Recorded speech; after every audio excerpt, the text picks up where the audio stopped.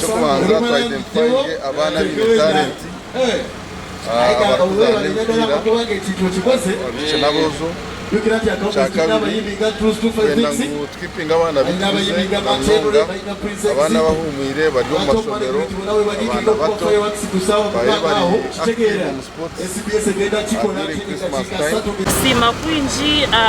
MP witu Honorable Dickson Kateshumbwa abo kurete mzano keji tonka bichi omwe twentsubwa yenyuma tubura participate ngo mzano keji konka Honorable Tekateshiro ya Heritage League yabichi na nabojo twena twa participatinga kandi muri yecho batuyambire twa discoveringa talents zitu.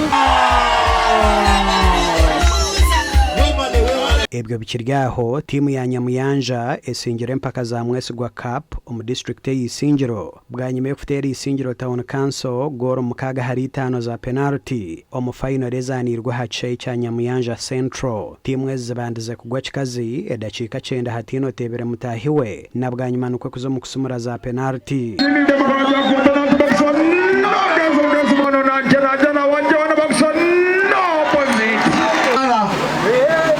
rakunde bimuzano munonga mumutero mungaro munonga